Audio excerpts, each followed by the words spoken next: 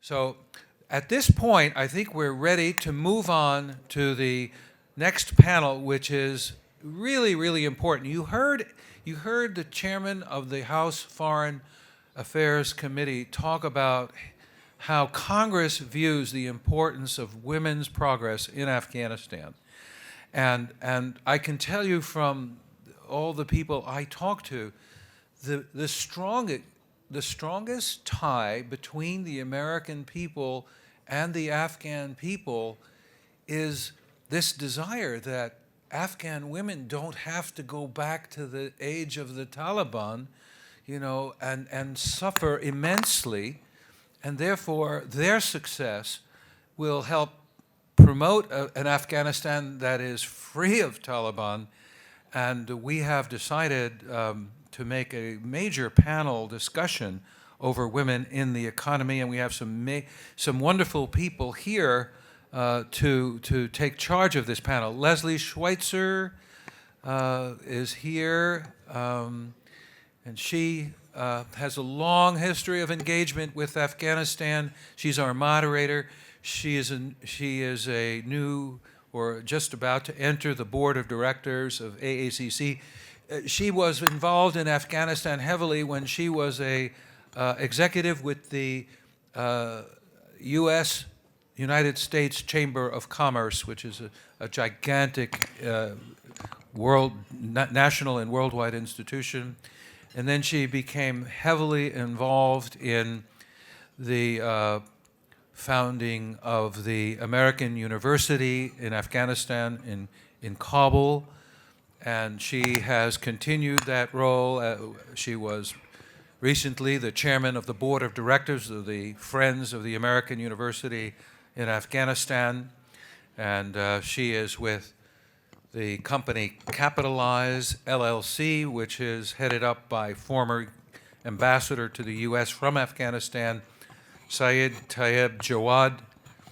And Syed Jawad is presently in Kabul and is not with us today, but Leslie is their executive vice president. So could the Women in the Economy panel please come to the dais?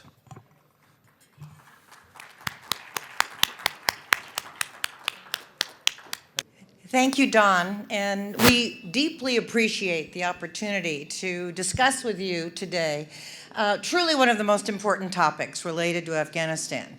It is an issue that is constantly in the news, and I think we have truly the stars of Afghanistan here with us today. And I want to introduce each of them, and each of them are going to make some very brief remarks. And we are very anxious to hear your questions. Please note that there are cards or notes on your tables, and please write your questions out, and there will be people walking around to collect those questions. And we really are very anxious to hear from all of you. So welcome, and again, Don and Suleiman, thank you for this opportunity to talk about this incredibly important issue. A decade ago, you would not have had a panel on women in the economy in Afghanistan. It was an issue that was something that was sort of a closed topic because women did not have an opportunity and they were not empowered in the economic front. Today, we see women in Afghanistan that are involved in sectors far from the traditional sectors of carpet weaving, craftsmanship, and garments. We're seeing women in every sector of the economy: logistics, construction, advertising, printing, information technology, fertilizer production, film industry, travel agencies, engineering, software design, production, and the list goes on and on. You're going to hear from each of these women on the panel what they are doing in various sectors. But I think the most important message to take away from this today is how these messages are becoming integrated, how various NGOs and various organizations are now working together for a common goal. In the past, many were working on goals on their own, but now it's essential to leverage those limited resources and to join together, utilizing the strengths and weaknesses that each has realized are theirs. It's how we join together to make sure that the women of Afghanistan are truly empowered. The challenges are many, and we're going to talk about those. But today we're going to talk about action. We're going to talk about how we're moving forward in empowering women in the economy in Afghanistan. So again, thank you.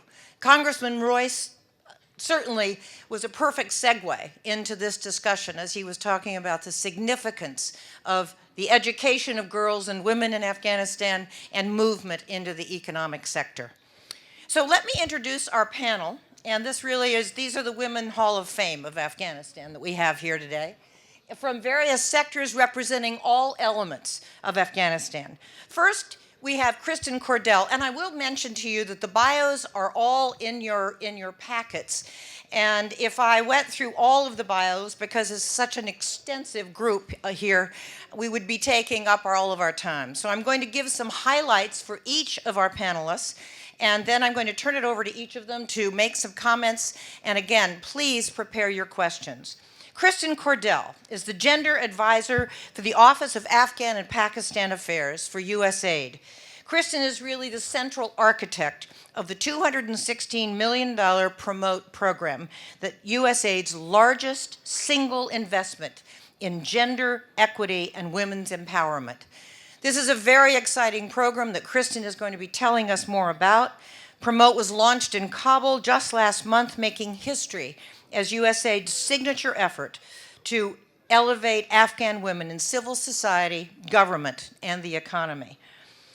Kristen has worked all over the world. She's worked in the Congo, Liberia, Lebanon, and she truly is a professional who has dedicated her professional career to gender equity throughout the world. Thank you for being with us. Nilüfer Saki is the CEO of the American University of Afghanistan International Center for Afghan Women's Economic Development. The center, which she heads, coordinates and connects all the various public and private sector efforts that are engaged in enhancing women's economic empowerment and leadership. She is a frequent spokesperson on women's issues and is currently in the United States getting her PhD, and will return to Afghanistan after she has spent just a short period of time getting a PhD here. She's also been speaking in many different organizations throughout Washington and throughout the country. Prior to joining AUAF, Nilüfer was the country director of Open Society Foundation and executive director of the Women Activities and Social Services Association in Afghanistan. Next, we have Mariam Atmar. Mariam is the president of MA International Holding Group. This is one of the largest groups of companies in Afghanistan working in the public, private, and NGO sectors on behalf of women. She's also the director of the Central and South Asia Business Organization. She started this in 2013. It provides comprehensive services, economic, technological, financial, and political news and updates to key decision makers around the world. They're currently working in 14 countries. She's also the chairman of the Afghan Foundation, which is an international charitable organization focusing on leadership, strategic direction, and management. Lita Notary is the Deputy Chief of Party for the Technical for Promote, USAID Tetra Tech in Afghanistan. She is the Deputy Chief of Party, and the Tetra Tech is now engaged in the women's leadership portion of Promote, which you will hear more about. Lita was one of the managers of the gender equality program throughout Afghanistan and has a history of being involved in promoting gender issues through parliament and through public and private sector organizations. Proudly, I must say to you that she was in the first graduating class of the American University of Afghanistan and graduated with a degree in management. Mina Sherzoy is the Senior Gender Advisor of Chemonics International. She's the corporate director for Chemonics and is in charge of capacity building and training with more than 25 years of business development and management expertise in Afghanistan and in the United States. Most recently, she served as the technical deputy chief of party for USAID-funded $108 million financial access for investing in the development of Afghanistan. Mina is well known throughout Afghanistan for her efforts on behalf of gender equity. So as you can see, we really do have a powerhouse of people up here. We're going to start with Kristen. And Kristen, I just returned from Afghanistan on Monday, and I must tell you, everybody is abuzz about Promote. But they're not quite sure what Promote is. And I think it's particularly important for you to shed some a light on what the program is and what the timing of it is. As I mentioned, the women's leadership portion has been started by Tetra Tech, and we'll hear some more about that. And the next is the women's economic empowerment, and I believe you have not really announced that yet. So fill us in and give us some information, because I know everybody's very anxious to hear. And thank you for being with us, Kristen. Great. Thank you so much, Leslie. I really appreciate being here today, and thank you so much to the organizers. And I'd also like to recognize Chairman Royce for commenting so nicely on Promote. He did steal a couple of my talking points, but I'm very excited to be here today to really tell you more about what Promote is. As Leslie mentioned, there's a lot of attention to Promote in Kabul, especially after the large launch we just hosted. So Promote is the largest ever investment of U.S. government funding in a gender project anywhere in the world, anywhere in the history of USAID. It's $216 million of direct USAID funding. One of the interesting components of Promote is that there's a $400 million ceiling, which means we're actually reaching out to other stakeholders in the international donor community to help raise money for the Promote platform. And I'd just like to pause for a moment to really speak to the fact that it is an international project, and it is really a platform. Promote, it engages 75,000 women between the ages of 18 and 30. So one of the first questions we get is why? Why these women? Why not other women? And it's a really fair question. And our answer is that where we've seen the greatest impact of USAID and other international donor funds is on the health and education status of women in Afghanistan. And it's because we've seen those gains that we can really say we're ready to take the next step. We want to make this very unique investment to help the women in that have benefited from aid, from USAID and others, to take the next step to become fully involved in all areas of social, cultural, political, and economic life in Afghanistan. So the project really reflects that goal. It has four main components. The first, as Leslie mentioned, is already underway by our friends at Tetra Tech. And it's focused on training women and getting them ready to participate in the other components of Promote. We also have a Women in Government task order, a Women's Rights and Coalition task order, and finally, Women in the Economy.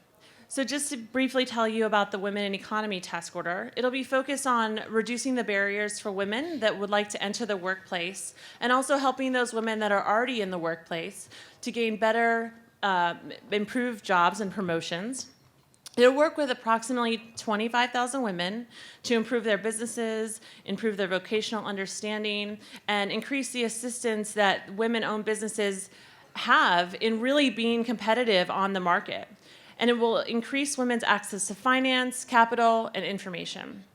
And here I'd like to just pause and tell you one thing that's really interesting about Promote is it's a really flexible mechanism. So we were recently in Oslo, and my boss was getting a lot of feedback about the fact that women's access to capital has some really unique barriers. And because we were getting that feedback, we were actually able to write it into the program design. Unlike other USAID projects where we sort of announce a project and set it out on the table and say, this is going to be for 5 years and it's going to be X amount of money, this project is very fluid. We're here to listen to the concerns of the community and actively take those concerns and adapt the project to them. So I'm really interested to take your questions, and I look forward to the Q&A session. But let me just close by answering one of the questions we get the most. How can I be involved and Promote?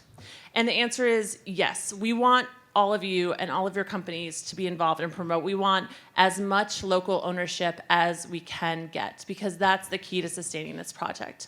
And I should mention that in addition to Tetra Tech, DAI, and Chemonics, there's a wide range of Afghan partners in this consortium. AWEC and others, Arroyo, for example, are really the facilitators of Promote. They're the local companies that will own Promote as it moves into the future. So we want to engage the private sector. We want to have your best ideas, your best resources. We want you to come to us and facilitate the partnerships that are going to help take Promote fully to scale and fully owned. I'll just close by mentioning that at the end of his keynote speech at the Promote launch, Dr. Ghani mentioned an innovative idea to have a Made in Afghanistan by Women label. So it's those kind of innovative ideas that we're here to listen to. And in conclusion, it's not just a project, it's a new platform. And the new platform will take all of us and all of our resources to succeed. And we're really excited to take the next steps with all of you. Thank you. Thank you. Thank you, Kristen. I think we will have lots of questions, but I think one of the most significant points that you made, that this isn't a program, this is a campaign. This is something that will be sustained by Afghan women. And it is certainly significant. We, I think, still have questions because it is... 5 minutes, so. I know. And we'll give you lots more time.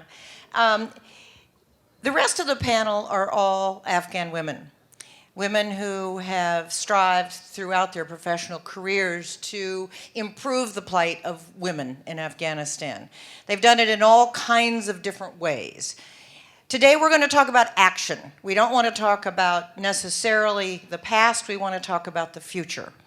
I'm going to start with Nilafar Saki. And Nilafar, tell us a little bit about what makes the Women's Center different and how you see working through the next several years with all of the NGOs and all the various entities that exist in Afghanistan, each of them with their own platform, each of them with their own agenda.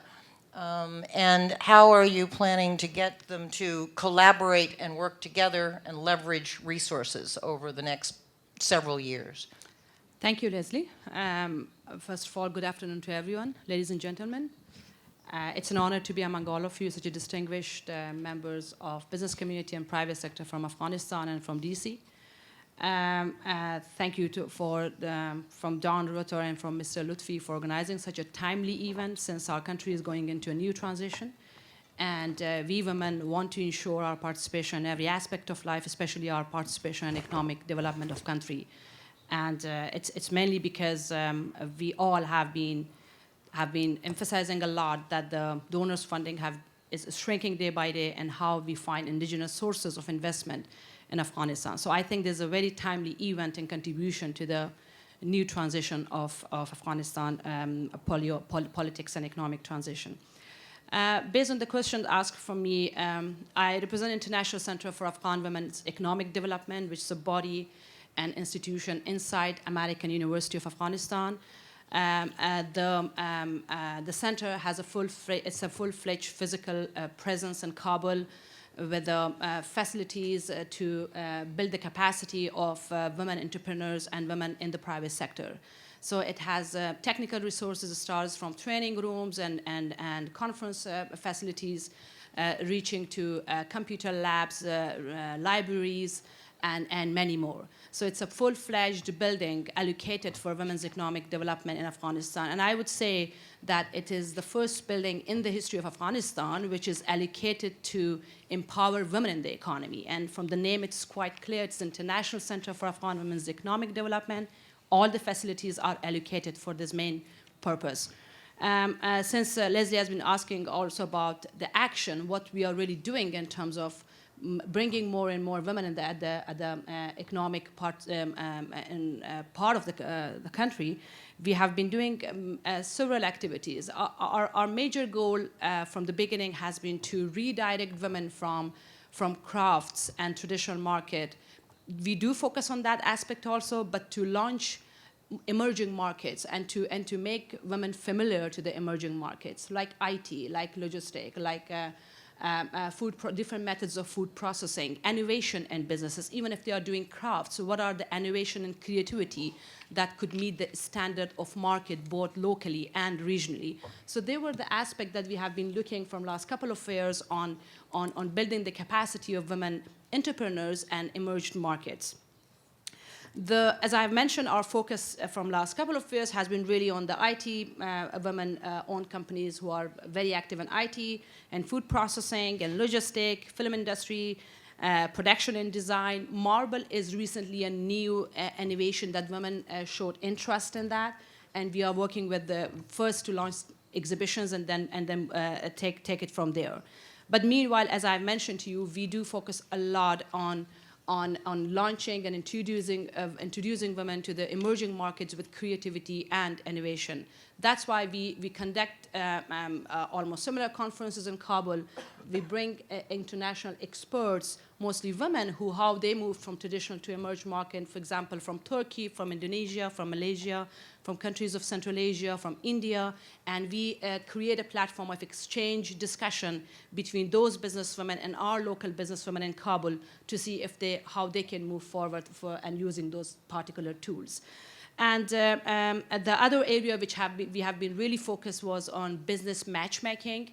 We have been bringing, there has been a couple of rounds of international investors who visited International Center for Afghan Women's Economic Development, and there was face-to-face meeting with local Afghan women businesses, where they were promising to invest in those businesses as well. The same we did with the business matchmaking with Kabul businesses, like with Safi, Al-Khozei, Kamir, and all top businesses in Kabul. We brought them together at the table with the local businesswomen, and we tried to see if there'll be opportunities of investment or contracts for those particular small businesses. So there were a series of business matchmaking events which was really demanding. Women are really, very interested in those packages, and I know some of you, or most of you over here, certainly have very successful businesses that we can link them to the local businesswomen and see if there's opportunities of having joint contracts together. This was another area which has been really successful in our area of work. Beside providing a technical expertise on business planning, marketing, and mentorship, we have been also trying our level best to be a platform of enabling environment for women businesses. What we mean by enabling environment to work more on women leadership as a major component of our work, to promote more women at the workforce. As most of Afghan colleagues are familiar here, we don't have really good women position at the ministerial level or even at the public sector. So what we have been trying to provide a technical tool of leadership and management to women to be able to acquire those leadership positions in different private and public institutions. The other thing is public-private partnership that we have been focusing a lot, and linking our work with the government of Afghanistan with organizations like Afghanistan Chamber of Commerce and Industry. We have been working a lot, that today Mr. Atiq was representing. And with the Ministry of Commerce and Industries, we have very good membership in terms of promoting and linking the women businesses with a particular institution where enforcement of law and policies are being taken decision on. And the other area that in order to help us in enabling environment in our research element, the research element, we started studying the role of women and participation of women and GDP of country and GDP of Afghanistan, and either through formal or informal businesses, what is the role of women or participation of women in GDP of the country. And this particular studies will help us to do work with the government institution in order to promote more women's-friendly law and policies for women businesses in terms of their certification, in terms of trade, in terms of rules and regulations for bidding. We want to make those environments easier and friendlier for women businesses and the private sector. So that's a package that we are offering for all women local businesses in order to provide them more with their easiness of their work at the private sector. Beside all this package that I have explained to you, and we have been doing major practical activities targeting not only Kabul, but 14 and 15 provinces from all over Afghanistan. Even we have women, local businesses from Helmand, from Kandahar, who are really conflict zones. We have brought all of them. We are working with them. Mentorship is provided to these women and linking them also to the market. Beside all this, we have another major component, which is Business Innovation Hub. Our Business Innovation Hub provides technical tools and mentorship to businesses. It is for both men and women, but 50% of our businesses currently are women, whom our team at Kabul They have their technical team who have expertise in business management, account system, and all the aspect of businesses. Start from this how to start business and moving to the regulatory framework of businesses. This group works with them, provide consultancy even on their day-to-day work style, and then mentor and have a mentorship component to follow up the success of those particular businesses. So there's another team at the International Center for Afghan Women's Economic Development who work strongly with men and women businesses and developing their business plan and other aspects that I have mentioned to you. And meanwhile, mentoring and assessing their successes as well. So this pretty much our engagement, which we are so excited to continue, and we have a very clear vision about what we are going to do. We want to, as Leslie has mentioned, we envision that the center could be a national and regional hub for all women's economic development processes. It starts from technical training, moves to enabling environment in shape of providing regulatory services also, and moving further into a platform for exchange and dialogues on women's role in the private sector. Thank you. Thank you, Nilüfer. There's several points that you made that I'm sure that we will hear from our other panelists too. Such things as public-private partnerships, the necessity of research to actually find out exactly what is happening, who are the companies, and what do they need. Miriam, you have a vast amount of experience, very hands-on experience. You are very engaged on a daily basis with businesses. So give us your ideas as to what truly will help to solidify the success of women in the economy in Afghanistan, from your experience. Thank you very much. Bismillahirrahmanirrahim. Good afternoon. It's great to be amongst friends, colleagues, and our guests from Afghanistan. First of all, I want to take a minute to thank Afghan-American Chamber of Commerce for putting such a great networking event for everybody to take advantage and to meet other people and introduce themselves. In regards to your question, what I wanted to emphasize, and I'm a self-made, and I think what helped me is purely education. Women education is very important, and that's what I wanted to emphasize today, that the only way that we can help our country and be part of the society is to let our women to go to school and get education. And that's the key. That was the key for me, and that's going to be the key for the rest of the women of Afghanistan. Lita, you, as we mentioned previously, you are the Deputy Chief of Mission for Tetra Tech, and you are currently working on the women's leadership portion of Promote. So since you're at the helm of this, tell us what is the next step and what is happening? Before starting, good afternoon, everybody. And before answering to your question, so let me give some statistic where we are currently, and maybe after 5 years of the Women Leadership Development Program, when we assess ourselves and we see where we will be in 5 years. And I will link these statistics with the Women Leadership Program that currently we are implementing, and see how this component will really contribute to the overall economic development for women to join the workforce and be a good leader and be part of the economic development and transformation decade in our country. You may see in the presentation there is a woman taxi driver for the first time in Afghanistan. It's a great thing which is happening. Then you will see the next slide, which is telling us that women underemployment and women unemployment. You would see that the 23% of women are underemployment. Either they are working, but they are taking very less salary, or there is no money, or they are working in their family businesses, which is low behind than the men who are underemployment.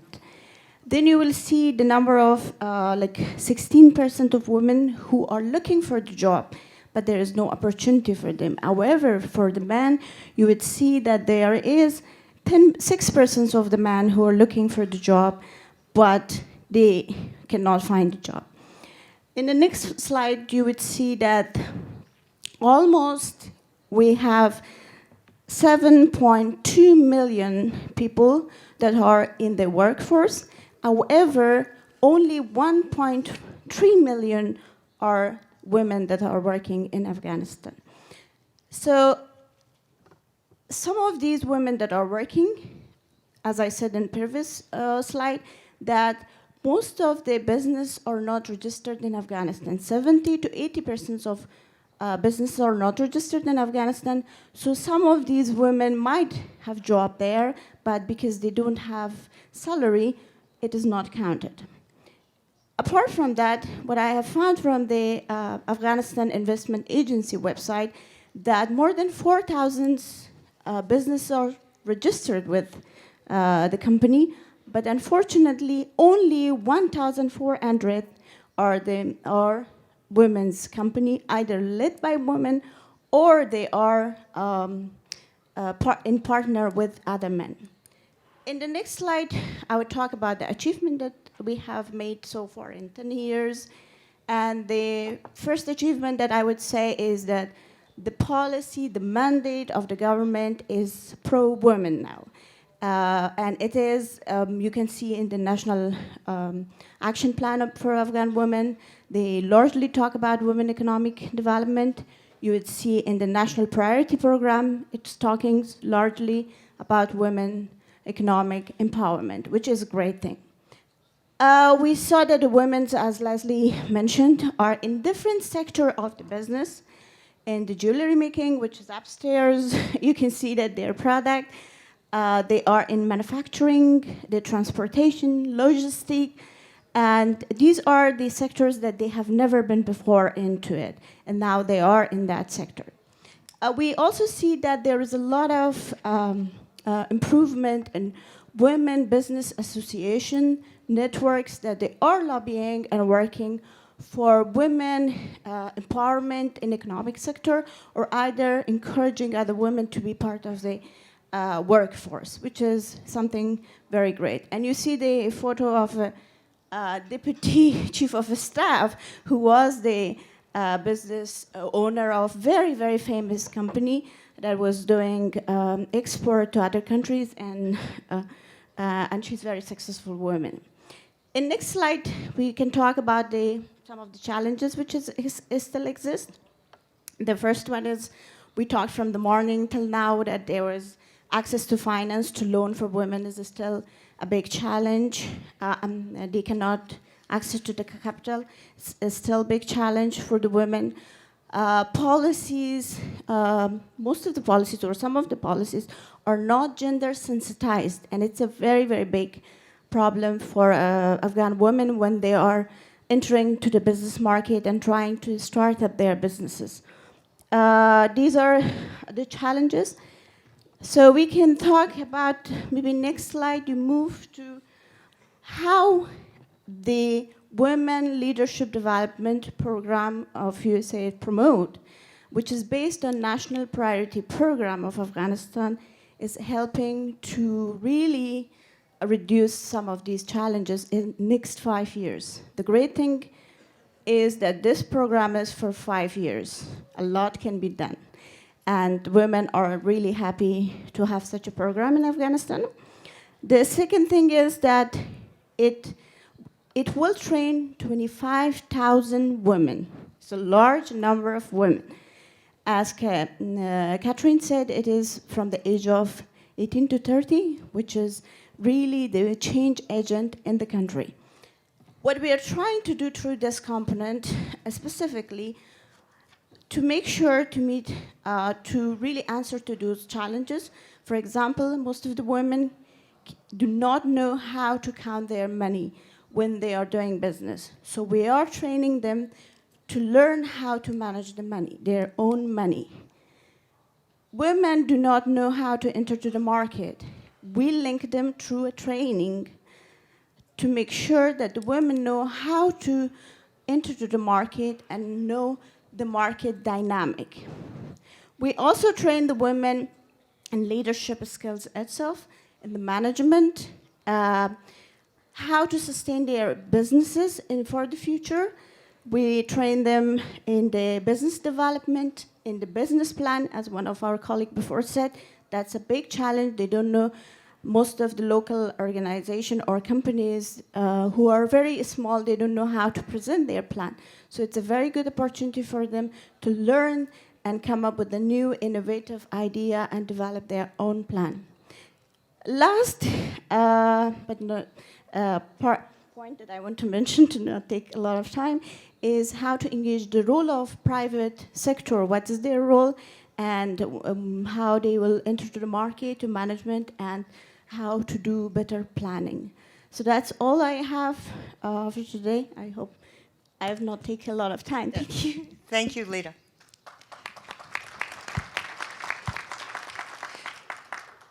Amina, you have probably one of the longest histories in Afghanistan of working on women's issues, and you personally have made a major impact in Afghanistan. What is your advice moving forward over the next 5 years, and how do you see making all of this truly sustainable? Thank you, Leslie. Good afternoon. And thank you very much for, I would like to thank AACC and Sulaiman John and Mr. Ritter for putting together such a dynamic event and having an opportunity to be among you and speak about this challenge, all the challenges that women have and opportunities as well. I've been there for almost 14 years. I was one of the first ones who went back, and also I believe in economic empowerment more than anything else. When you're empowered, you can have whatever you want economically. One thing, in order to move forward, the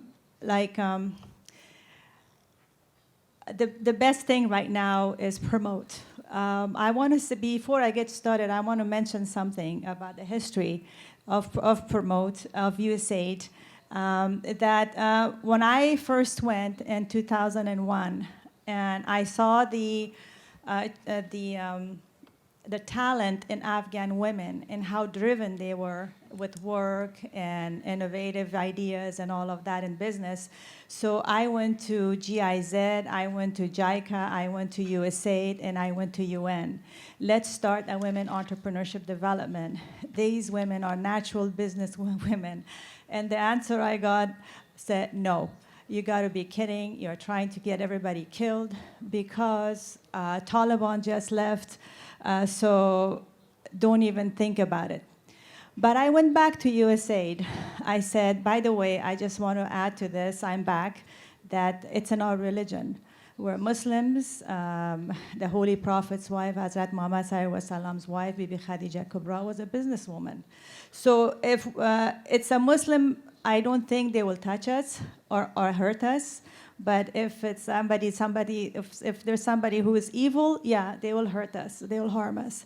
But this is where we started. So after that, they sent me home again. They said they'll think about it. So after 3 or 4 days, they came back and said, let's do it. It started off at Ministry of Commerce. It was housed at Ministry of Commerce for about a year.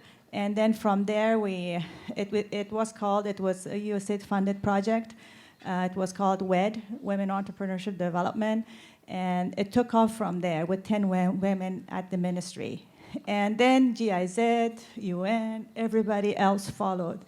So if USA didn't fund it at that time, we didn't try it as a pilot, I don't think we would have promoted today. And I want to thank you for that as an Afghan woman. Yes, promote is a topic that's everybody's talking about it today, and it's a USAID-funded project. That's one of the moving forward projects, and it benefits the Afghan woman in all sectors, which is civil society, private sector, and government and leadership. One thing that I would like to see, the link between all of them, especially between private sector and the government. Like Lida Jan mentioned, Kamala is a very successful businesswoman today. And she started from scratch 10 or 12 years ago. And today she has got a group of businesses. Even she has dry fruit business, she has professional business development and all of that. And automatically she was asked to join the new president's office. She's a deputy chief of staff at the president's office today. And I know several other women who are very successful businesswomen right now. They're being nominated to be deputy ministers and ministers because they're very strong, they know how to manage, and self-sufficient. So they're getting into politics automatically. That's what. And the other thing that I wanted to mention, Nilofer, John, I didn't know you had done the GDP studies. We have to think nationally for the women of Afghanistan, not like as a project by project. We have to include them in our GDP because, you know, they do a lot of work. 90% of our carpets are woven by the Afghan women, but how much do they get credit? I don't think they get any credit. 70% of our lower value chain, hard work of agriculture is done by Afghan women. And they don't even get credited or even paid.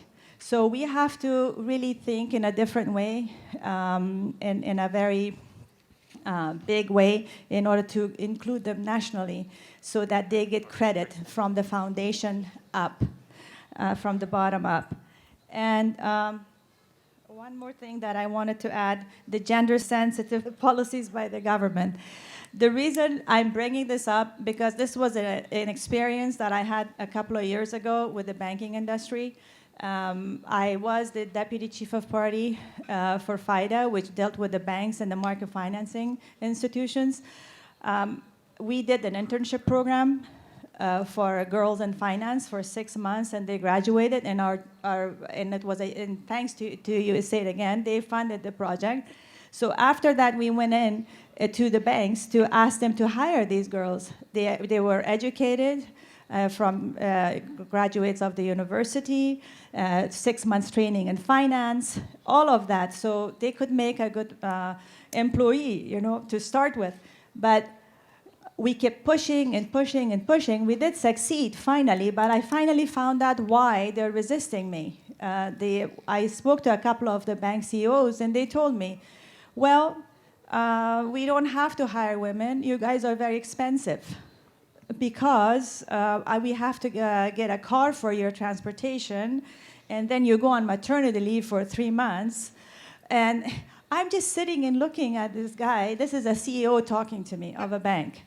I said, don't you do your cost on your employee? So add to the cost. What's your problem? I mean, hire them. So we don't have gender-sensitive policies. We need to make them gender sensitive. It's across the board. One more, that's WTO. I know WTO is generic. It's for men and women.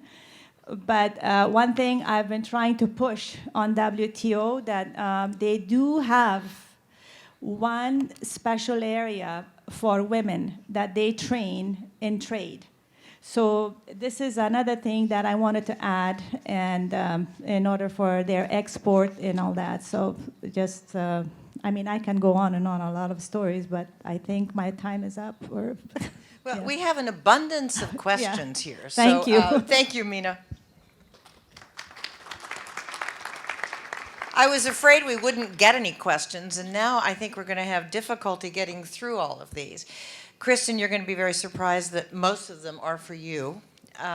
This doesn't surprise me because I think there have been so many questions as to what's going on with Promote. I will start with some of the easier ones.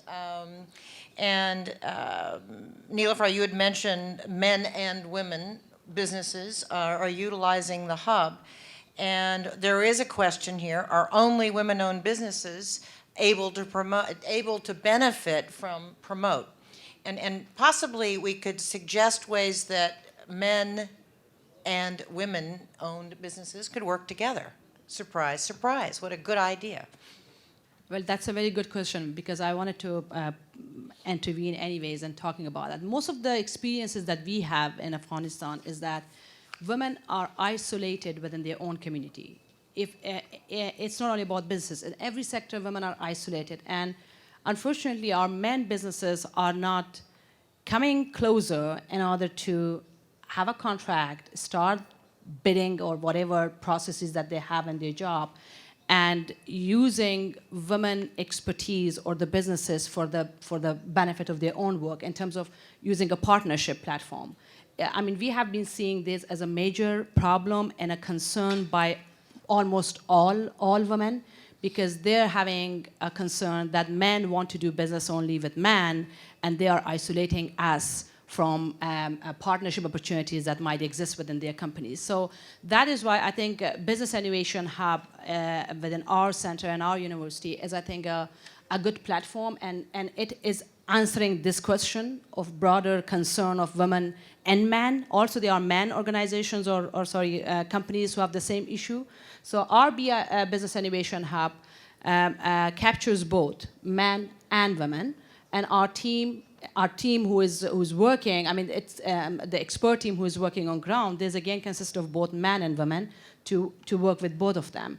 And I think in most of the cases, business matchmaking events that we generated through our programs, it's creating that networking. It's creating that interaction of men businesses with women businesses. And it worked well because most of the successful top businesses in Afghanistan, they are owned by men. So when you invite them, and when you invite, on the other hand, women business community as well, it's a good platform of interaction and discussion and exploring partnership. So there are two initiatives which I have seen, at least in my work, which is BIH, within our platform, Business Innovation Hub, that we are using the same platform, and our business matchmaking events, which we are trying to really focus on equal participation of men and women. And that's our really, really strong focus. So I think this too can be a good platform.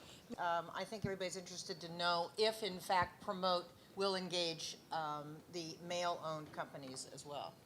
Yeah, so the answer is absolutely. One of the premise of Promote is that women succeed when men are supporting them and their efforts. So we'll be working with male-owned businesses as well as female to really address the business enabling environment and make sure that the types of networks that men benefit from in the workplace are also benefiting women. And it's not just men-owned businesses that will benefit, it's really men in the community.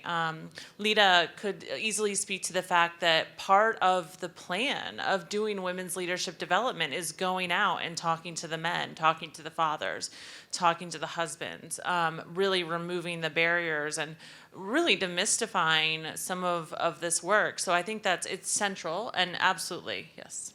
Mina, did you have a comment as well? I just wanted to add to Niloufar John's statement that you were talking Kabul-based, right? Because when you go to the provinces, like especially when the southern, the eastern provinces, it's very difficult to put a man and a woman together and network. And usually, even in Kabul, I have experienced personally that the businessmen, the business institutions that are run by men, they don't support women. Women have to go knock on their doors and push them. I'm somebody, I'm something, this is what I can do. So you can get either or. We're getting there, we're still pushing. So just wanted to add that. We already, under Women Leadership Development, have one of the private company, which some of you which came from Kabul know, Nitlink is one of our partner in knowledge management, which is an IT company. So there is a lot of hope for the people who are running business and are in private sectors to be part of Promote and help women together to make it a success. There is a note here asking me to ask the participants here, the male-owned companies, to please make it a major focus and a priority to hire women in your companies. So possibly we will check up on that next year at this conference and see how many women have been hired by companies. So that's a challenge that I think we leave you with today. There are many more questions here. And we will, I understand that we are fine on our time. So I will start with one. Kristen, there are a lot of them. Is Promote open for profit companies or NGOs only? Yeah, it's open for profit companies as well, private partnerships, those partners that Lita mentioned, like Netlinks, partners that have a profit-making goal, and also really engaging in potential private-public partnerships. I mean, this isn't a static project, right? So it's those ideas that are generated from the private sector that we want to come to the table. So yes. There's a lot of questions as to how do people get involved? Who do they contact? Is there a website? How can they get more information? So there is a website. We are working on it right now, but you can go to the front page and see it. It's promoteafghanwomen.org. And we're working on some of the content. And one of the features will be the community, being able to sort of send us ideas or proposals. And we're actually already getting a lot of those. You can go, so you have several options. You can go to one of our 3 main implementing partners, Chemonics, DAI, and Tetra Tech, who, as I mentioned, over the course of the next year, will be bidding on the 3 other task orders under Promote. So just to clarify, $41 million was associated with the Women's Leadership Task Order, and that's the only one that's been won. The other 3/4 of the money is still on the table. So we'll be asking those 3 firms to work with local firms to put together their proposals on the forthcoming 3 areas of work, including the economic empowerment. And so they'll be looking for partners. They'll be looking for the right people to do this work. And so you can very easily get in touch with those companies, whether or not they're here or also in their Kabul offices. You can submit ideas directly to USAID in our mission or here in Washington. You can submit unsolicited proposals to USAID. And I also really recommend going to our website that we have here on private-public partnerships. Because under the administrator, Dr. Shah, there's been an incredible amount of information sort of open to the public, where you can really go online and research what does it mean to be involved in a private partnership, what kind of private partnerships has USAID been in the past, and how could that potentially be relevant to Promote. So there's a lot of resources out there, and I really encourage you to take advantage of those. Could you repeat the website one more time? promoteafghanwomen.org. Mario, I'm going to ask you to start with this question, and then we will ask others to please give their views as well. And the question is that Ashraf Ghani's wife is a remarkable woman in her own right. What would you like to see her do over the next few years to accelerate the transformation of women's roles in Afghanistan? Okay. I'm going back to, emphasizing on women education, and I think she needs to. We need to have a 21st century mentality to accept women's presence in every aspect of our society. We need to flush away broadly ingrained gender inequality that has kept our women isolated at home and employed for only certain jobs. And I like to see that women get involved in different sectors, not on basic, but more broad. That's what I like to see that she will accomplish. Thank you. Anyone else have some opinions as to how it would be wonderful to get Mrs. Ghani involved? Well, I think this is the first time that Afghanistan has a first lady, and she's a big hope for every one of us. She's a dynamic woman. I've met her. She's down to earth, very nice lady, smart and intelligent, with a lot of feelings towards Afghan women. And what I see her do, embrace the Afghan women who have been hurt all these years, 30 years, and left alone. Embrace them with rule of law, education, and economic empowerment. That's what I see her do. Well, I would see Mrs. Ghani has a long, has some challenging things to do in front of her. I would like to see her creating more positions and providing more positions at the leadership positions for women at the government level. because that would change the social mindset of the country, and that could, I think, create an enabling environment for women's social, political, and economic participation. So with more women at the management position, with more women at the leadership position, that will change the institutions of Afghanistan, and automatically that will be an enforcement force for changing the mindset of a society that women can be a leader, women can be a manager in any field. I think that could be a greatest task and contribution if Mrs. Ghani will contribute and during her task. Thank you. A question again for each of you on the panel and anyone who has some ideas. The question is, increasingly we see that women-led businesses are critical to sustained economic growth in Afghanistan. What sectors do you all think are most likely to have the largest impact for over the next few years? It's a hard question because there may not be a certain sector that stands out to each of you. I think we have certainly made it clear that the women-owned companies are now in many of the non-traditional sectors that we don't necessarily connect with women-owned companies. But are there any that stand out to any of you that you see have can have particular impact on women? Yeah, definitely. First, as the government policy is economic transformation decade. They call it economic transformation decade, and the government is pro-women, and they are supporting women businesses. So I would say IT sector will play an important role for the women in the future, and they will have it will be sustainable, and it will bring a lot of benefit and sustainability to and job creation for the women in the country in the next 5 years. I would like to see more women in management. I think by nature, women are good managers, and they can manage better. Sorry for that, but I think that's a fact. I agree with you, Mariam Jan. Well, actually, what I see women do transform is most of the time that I see them do right now, the changes that are going on is agriculture projects that they're managing in construction and logistics.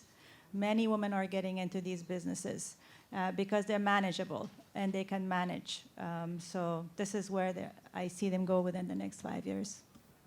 A perfect segue is this: because Afghanistan now has over 90% cell phone penetration, the population, since women use a lot of cell phones, how do women in Afghanistan link to other women entrepreneurs, and how do you use the internet and cell phones to enhance the promote efforts? Yeah, absolutely. Totally agree. We did a great study a couple years ago that found that women's access was actually around 80%. It gave us a lot of clues about how to structure promote, and really we used that research when we were writing it. We really encourage our implementing partners to think very creatively about the use of technology. For me, I think as a professional, I think it's an enabler and it's a protection mechanism, right? So it can both empower women and give them the keys to contact each other directly. And we're doing that through the website, which will be also a mobile version, which allows women to sort of sign on to this virtual community where they can really engage. And that will also help us reach women in more rural areas. It can also be a great mechanism for protection. We see examples in India where mobile technology is really being used to create a barrier for violence against women or a resource in reaction to it. This is a comment as much as it is a question, but it says, by considering the GDP of Afghanistan, most of the women are illiterate. I don't know if that's accurate. I don't know what the percentage is of women. 21% literate. Then this is a true comment. And for the capacity building, which factors are necessary to accommodate? And this person listed education, business development, or mentoring / encouragement. I think mentoring is a relatively new concept in Afghanistan, and as is networking. And I think both of those terms are somewhat overused. Yet there is tremendous value if if women understand how to utilize both networking and mentoring. Anyone want to comment on that? Yes, please. I just want to say one thing, that 10 years ago, there was a higher illiteracy rate in Afghanistan. It was like 95 or 96%. So we have come a long way, believe me. And the other thing I want to add is we are dealing with different segments of women. For example, you have the girls that are going to school.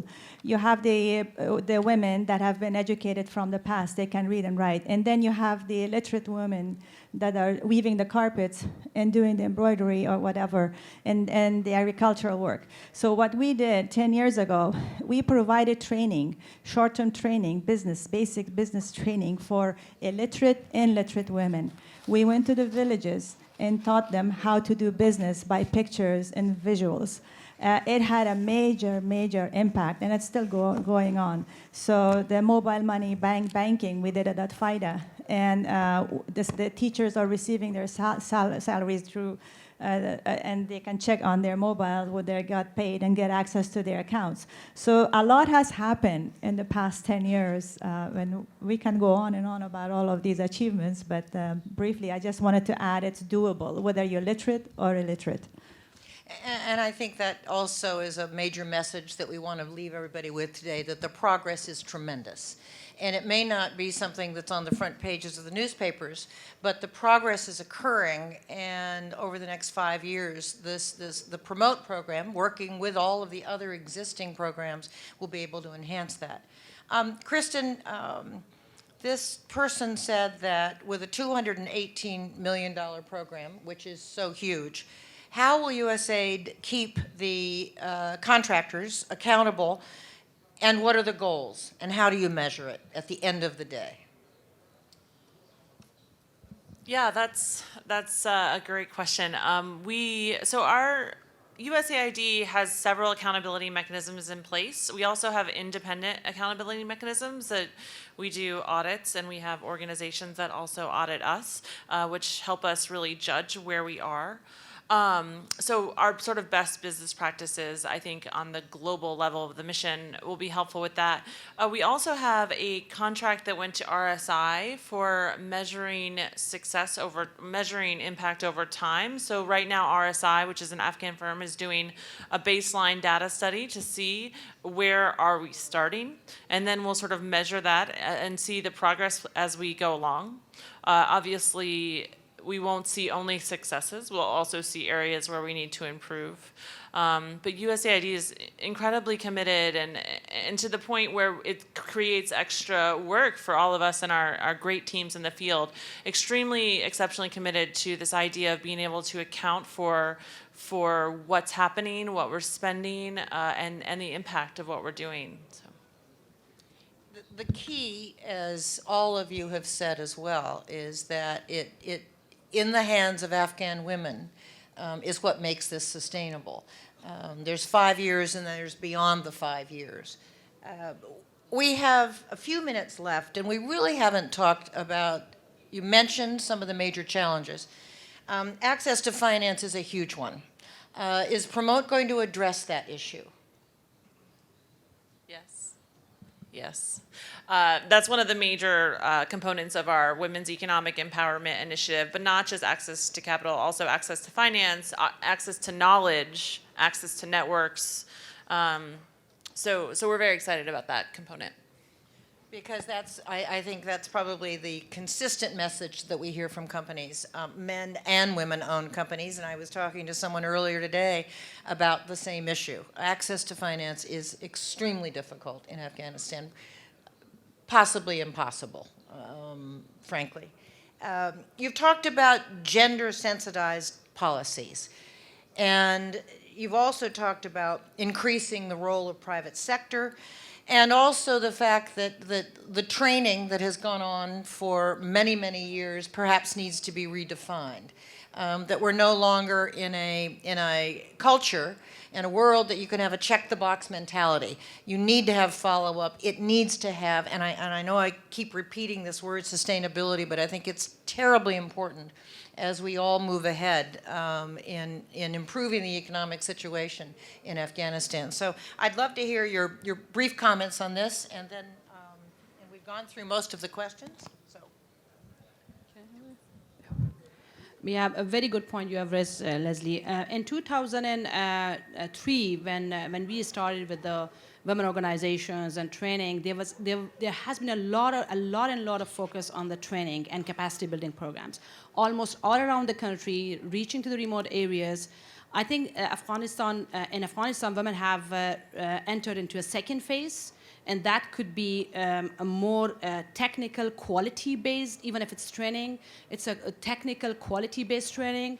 For example, in our sector of private sector, there are specific training lacking on branding and marketing. I mean, women do produce, for example, saffron, but if you see them, they are going to Bangladesh and Pakistan, but even the label of that on the bottle, there is no label of that saffron, from where that saffron is coming. So there is very concrete shortcomings you can see in the products when they take it outside because of lack of those specific specialized finished product training through branding and marketing. I think that's the area which needs to be focused in terms of that. And the other area, how to reach to market. There is the lack of communication, terminology even lacks among our women businesses to adopt to reach to the market, even if it's local market or regional market. I mean, when we are going to a Bangladesh symposium, we see that women from our regional countries, they are coming and they are very good in networking and trying to sell their products with a very good communication skill and terminologies that they are using to sell their products. But that is lacking from our business women community. I think this stuff will add to expanding their market, even if they are producing, and the quality one that I mentioned, the quality product that they have to produce, those type of technical capacity building trainings are required instead of a business plan and other thing that has been that we have been experiencing from last a few years. And the other thing that I want to mention about the media. Media can play a major role and showing to the people the role of women and the private sector.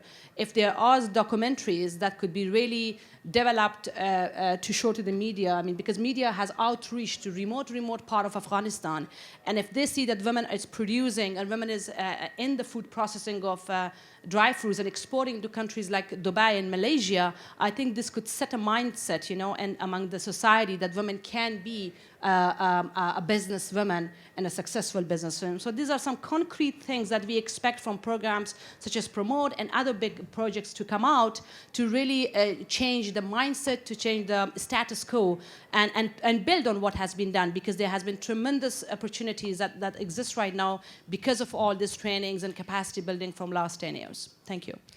I think that's a very good point in that, and something that as we conclude, the whole Promote campaign that will be over the course of the next 5 years is incredibly exciting. But it wouldn't have happened if these women and women similar to the Afghan women on the panel hadn't been working tirelessly over the course of the last decade. The efforts have been tremendous, and the progress has been tremendous. And we now are seeing that once the Afghan women are empowered, they're not going back. They're forging ahead, they're action-oriented, and the Promote campaign is something that will assist all of these entities to continue with what they're doing and do it in a better way, a more meaningful way, and a more sustainable way. So I want to congratulate everyone on the panel. Thank you all for being here. And Kristen, best of luck. And we can ask Don if maybe next year we can reconvene this panel and talk about the progress. Well,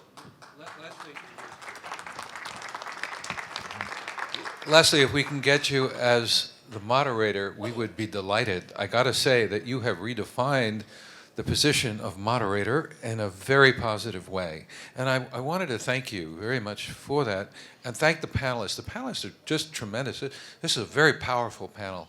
And the subject matter, of course, is powerful, but the potential that lies behind this panel is 50% of the population of Afghanistan moving at a rate forward that's accelerated and really can contribute to the overall progress of the country, economic and otherwise. So thank you all. Great panelists, great panel, great moderating. Let's give a real round of applause to this. I wanted to mention one other thing.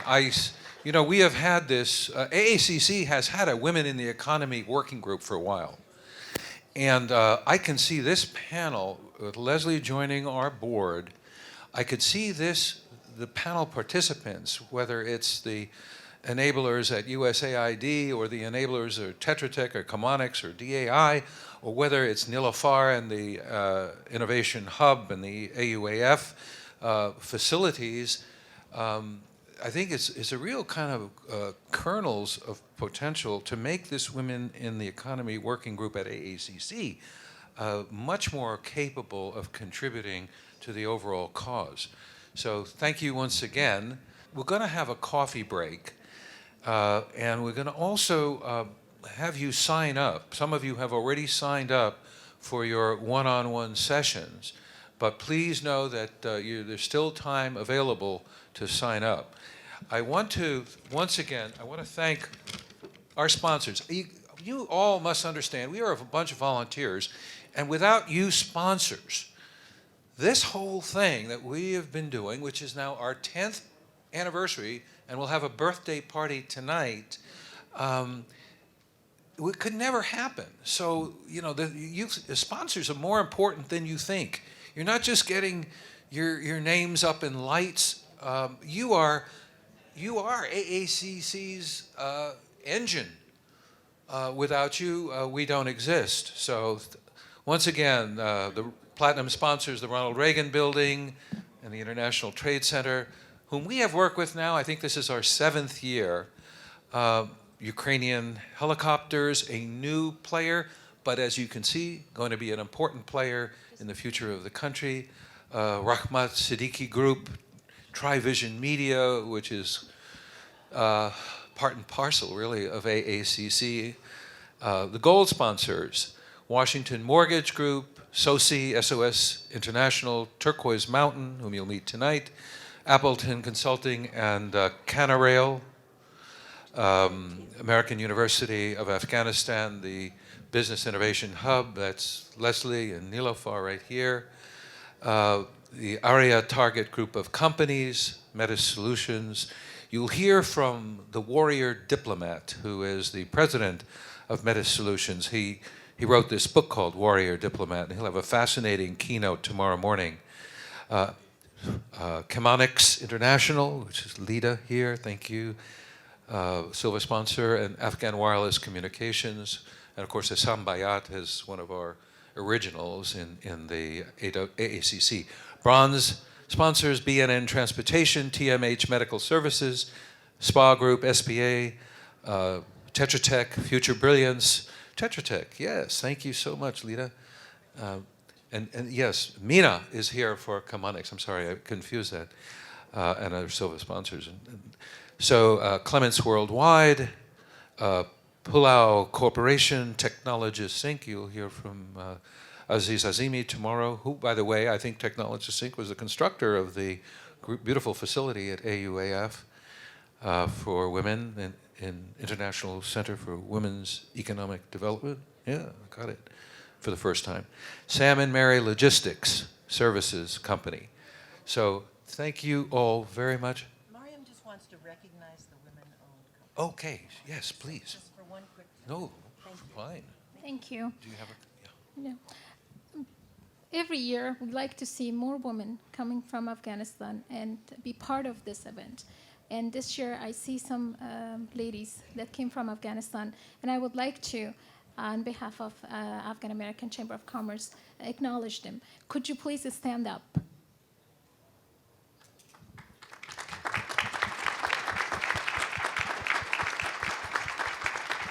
Very good. Thank you, Mariam. Thank you. Thank you very much. And we're delighted that you're here, and we want you to bring your friends next time.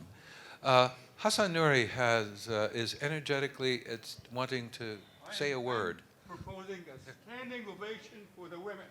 All of you stand up and Take it. for the women. Thank you. Great. Yeah. I know Hassan for many years, and he is not one to shy away from drama and theatrics. And thank you, Hassan. Thank you, panel, again. Oh, yeah. Jeff Grieco is our vice president, and he is a great contributor to this conference. Thank you, Jeff.